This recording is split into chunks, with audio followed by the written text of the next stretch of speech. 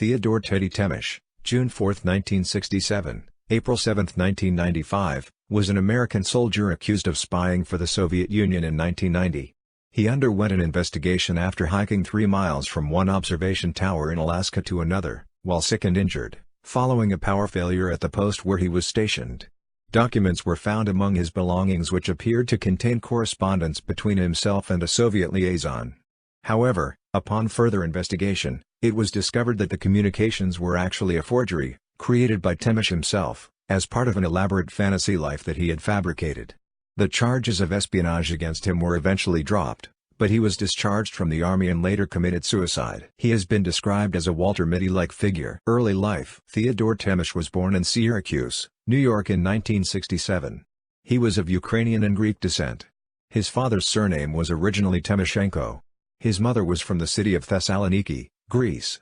His family was of the Eastern Orthodox faith. Temish attended Corcoran High School, where he played football and was a member of the choir. He spoke Greek and Ukrainian fluently, and enjoyed skiing and hunting. He went by the name Teddy, and was known as a quiet and reserved student who never made trouble and earned satisfactory grades. Upon graduation from high school, he enlisted in the United States Army in 1986 and was stationed with the 6th Infantry Division near Fairbanks, Alaska.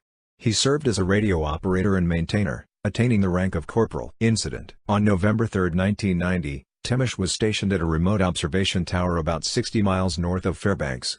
He had been instructed to operate the radio there for 1 week, filling in for the regular operator. The tower contained a small sleeping quarters and Temish was to stay there alone. On November 5, there was a power failure in the observation tower, of unknown origins. It left the communications system of the tower inoperable.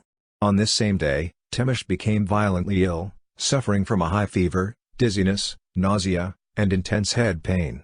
According to Temish himself, he had tried to activate the tower's backup generator, but was unable to, and was left without a means of communication, and suffering from an unknown illness. It was at this point that he decided to hike to another observation tower 3 miles east, to seek medical assistance. He dressed himself fully and gathered some medical supplies in a bag, and was descending the stairs leading down from the tower when he fell, breaking an ankle and fracturing his wrist. Despite his injuries, and the fact that he was in intense pain, Temish managed to reach the nearest observation tower and shortly thereafter was transported to a hospital at Fort Wainwright for treatment. His illness was identified as food poisoning. Meanwhile, while the power failure at the observation tower was being investigated, soldiers looking through the desk that Temish had been stationed at found several folders of documents which he had left there. Among the documents was a handwritten list of radio call signs and frequencies, as well as a notebook filled with rudimentary hand-drawn maps of various parts of Fort Wainwright, and of the service roads leading to observation towers. There were several notepads containing coded messages. There were also empty envelopes marked with a series of squares and triangles, which was presumed to be a code. Upon the discovery of these documents, Temish was immediately questioned by a superior officer, and he confessed to having been acting as an agent for the Soviet Union, transferring Army intelligence information to a liaison for that country.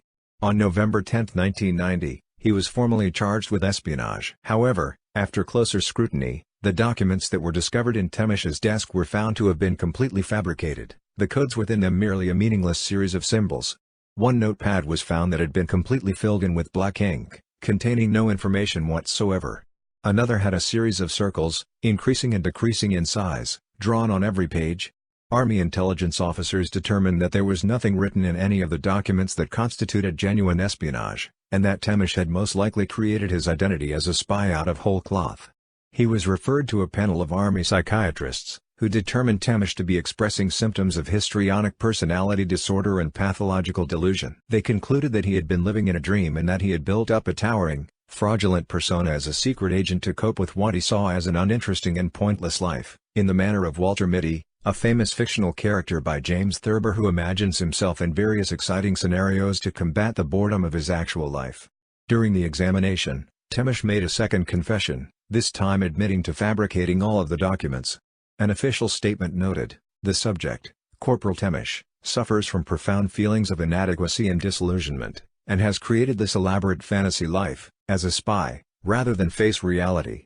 He neither has the skills nor the inclination to carry out actual acts of espionage, and the identity he has built is pure fiction. He has, in fact, lived in a self-described fantasy life from a young age, but never expressed it outwardly until now. The espionage charges against Temish were dismissed on December 20, 1990, but he was given a medical discharge from the United States Army. He moved back to Syracuse and worked for an electrical contractor for several years. He never spoke to the press about the espionage incident, and declined all interviews that were offered to him. He lived at home with his parents and kept a low profile. On April 7, 1995, he committed suicide by hanging.